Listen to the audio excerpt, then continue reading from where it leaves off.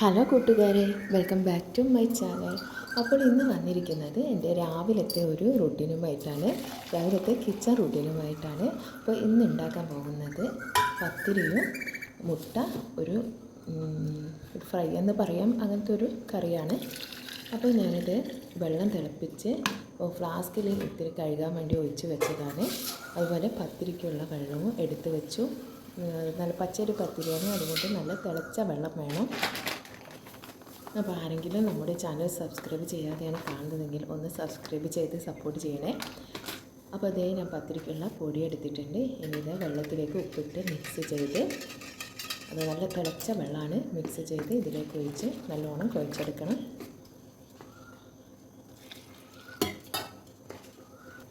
അപ്പോൾ ഇത് ഏകദേശം റെഡി ആയിട്ടുണ്ട്. ഇനി നമുക്കിത് അങ്ങോട്ട് മൂടി തണിയാൻ വേണ്ടി മാറ്റി വെക്കാം. ഇനി ഞാൻ ചായൻ്റെ വെള്ളം വെച്ചിട്ടുണ്ടായിരുന്നല്ലോ, അപ്പോൾ ഇത് ചായൻ്റെ വെള്ളം തിളച്ചൊന്ന് നോക്കിയതാണ്. അപ്പോൾ ഏകദേശം തിള വരുന്നുണ്ട്. അപ്പോൾ ചായപ്പൊടി ഇട്ട് കൊടുക്കുകയാണ്. ഈ ചായപ്പൊടി ലേശം ഒരു തരിയുള്ള ചായപ്പൊടി, അതുകൊണ്ട് തന്നെ ഒന്ന് നല്ലോണം തിളച്ചാൽ മാത്രമേ നമുക്ക് നല്ല സ്ട്രോങ് തീ കിട്ടിയിട്ടുള്ളൂ. അപ്പോൾ ഇത് നല്ലോണം തിളച്ച് വരുന്നുണ്ട്.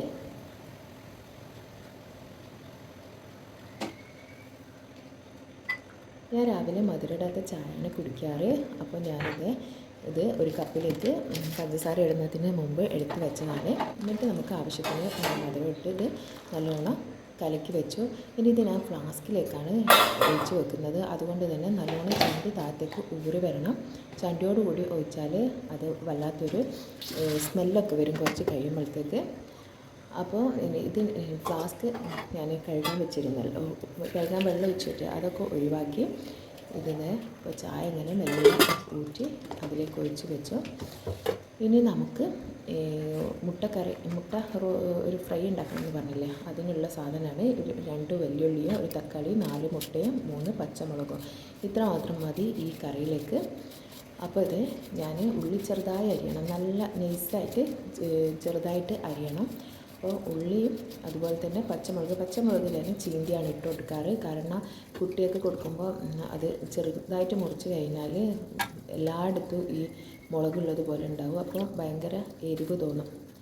അപ്പോൾ എന്നിട്ട് തക്കാളി അതുപോലെ തന്നെ ചെറുതായിട്ട് അരിഞ്ഞ് വെക്കാണ്.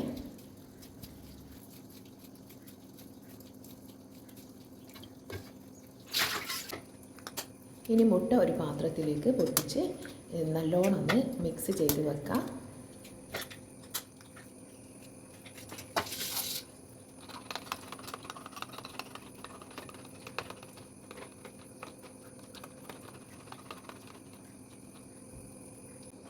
ഇനി ഒരു പാത്രം അടുപ്പത്ത് വെച്ചിട്ട് നമുക്ക് വെളിച്ചെണ്ണയാണ് ഒഴിച്ച് കൊടുക്കേണ്ടത്. ഇതിന് ഏറ്റവും ബെസ്റ്റ് വെളിച്ചെണ്ണയാണ്. അപ്പോൾ ഞാനിത് വെളിച്ചെണ്ണ ഒഴിച്ച് കൊടുത്തു. ഈ കറി പെട്ടെന്ന് വെക്കാൻ പറ്റിയ ഒരു റോസ്റ്റാണ്. പൂരിക്കും ചപ്പാത്തിക്കും ഒക്കെ നല്ല ടേസ്റ്റ് ആയിരിക്കും. ഞാനിന്ന് പത്തിരിയാണ് ഉണ്ടാക്കിയത്, പക്ഷേ പൂരിക്കൊക്കെ നല്ല ടേസ്റ്റാണ്. എണ്ണ തിളച്ചപ്പോൾ ഉള്ളിയും പച്ചമുളകും ഇതിലേക്ക് ഇട്ട് കൊടുത്ത് ഇത് നല്ലോണം വഴഞ്ഞ് വരണം. ഇതിലേക്ക് ആവശ്യത്തിന് ഉപ്പ് ഇട്ട് കൊടുക്കാം കേട്ടോ. ഉപ്പ് ഇട്ട് കൊടുത്താൽ പെട്ടെന്ന് തന്നെ സാധാരണ വഴഞ്ഞ് കിട്ടും. അപ്പോൾ ഇതിങ്ങനെ നല്ല സിമ്മിൽ വഴഞ്ഞ് വരണം. അപ്പോൾ ഞാൻ മറ്റേ അടുപ്പിലേക്ക് മാറ്റിയിട്ടുണ്ട്. എനിക്കിപ്പോൾ പത്തിരി ചുടാനുണ്ട്. അപ്പോൾ ഇനി പത്തിരി ചുടാനുള്ള കല്ല് വെച്ച് ഇനി നമുക്ക് പത്തിരി ചുട്ടെടുക്കാം. നിങ്ങൾക്ക് ഈ വീഡിയോ ഇഷ്ടപ്പെട്ടാൽ ഒന്ന് ലൈക്ക് ചെയ്യണേ. അപ്പോൾ ഞാൻ പത്തിരി ഇങ്ങനെ പരത്തിക്കൊണ്ടിരിക്കുകയാണ്. അപ്പോൾ അതിൻ്റെ അപ്പുറത്തെ അടുപ്പിൽ നിന്ന് നമ്മുടെ മുട്ട റോസ്റ്റിൻ്റെ ഉള്ളി ഇങ്ങനെ വഴന്നുകൊണ്ടിരിക്കുന്നുണ്ട്. അത് നല്ല സിമ്മിൽ വഴന്ന് വരണം. ഉള്ളി തീരെ കടിക്കരുത്. ഉള്ളി കടിച്ച് കഴിഞ്ഞാൽ അതിൻ്റെ ടേസ്റ്റ് പോയി പോകും. അപ്പോൾ പത്തിരി ഇങ്ങനെ പരത്തി വെച്ചിട്ടുണ്ട്. ഇനി നമുക്ക് അതിന് ഇളക്കി കൊടുക്കാം. അപ്പോൾ ഇതിങ്ങനെ ഇടയ്ക്കിടയ്ക്കൊന്ന് ഇളക്കി കൊടുക്കണം.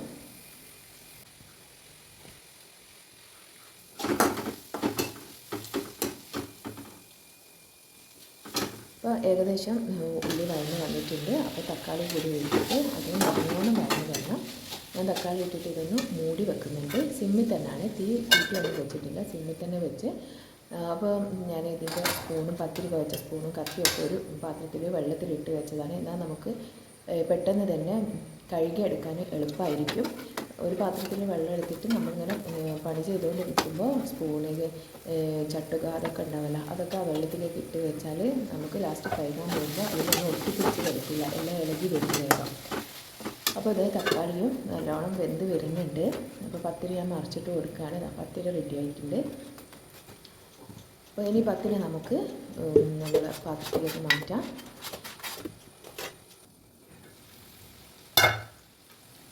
ഈ തക്കാളി ഏകദേശം നല്ലോണം വഴഞ്ഞ് വന്നിട്ടുണ്ട്. ഇനി നമുക്ക് ഇതിലേക്ക് ഉപ്പ് പാകത്തിന് ഉപ്പുണ്ടോന്നൊക്കെ നോക്കി ആവശ്യത്തിനുള്ള ഉപ്പ് ഇനി വേണമെങ്കിൽ ഇട്ട് കൊടുക്കാം. അപ്പോൾ എനിക്ക് ഇത്തിരി ഉപ്പിൻ്റെ കുറവുണ്ടായിരുന്നു, അപ്പോൾ ഞാൻ കുറച്ച് ഉപ്പിട്ട് കൊടുത്തതാണ്. അപ്പോൾ ഇനി ഇതിലേക്ക് നമ്മൾ നേരത്തെ അടിച്ച് വെച്ച മുട്ട ഉണ്ടല്ലോ, മുട്ട ഇതിലേക്ക് ഒഴിച്ച് കൊടുക്കാം. മുട്ട ഒഴിച്ച് കഴിഞ്ഞാൽ നമ്മൾ നല്ലോണം ഇളക്കി കൊടുക്കണം, അടി പിടിക്കാൻ ചാൻസ് ഉണ്ട്. അതുകൊണ്ട് നല്ലോണം ചെറിയ തീയിൽ തന്നെ ഇങ്ങനെ ഇളക്കി നല്ലോണം വേവിച്ചെടുക്കുക. എന്നിട്ട് നല്ല മുട്ടയെല്ലാം നല്ല ഉണക്ക രൂപത്തിൽ വരും. തീരെ ഡ്രൈ ആയിരിക്കും കേട്ടോ, വെള്ളം പോലെ ഇല്ല, ഡ്രൈ ആക്കി ഇങ്ങനെ വരില്ല. അപ്പോൾ ഇത് റെഡി ആയിട്ടുണ്ട്, കണ്ടില്ലേ? നല്ല രസമുള്ള ഒരു ഐറ്റമാണ്. പെട്ടെന്ന് തന്നെ നമുക്ക് കുട്ടികൾക്ക് കൊണ്ടുപോകാനും ലഞ്ച് ബോക്സിലേക്കും എല്ലാവരും നമുക്ക് കഴിക്കാനും സൂപ്പർ ഐറ്റമാണ്. Thanks for watching.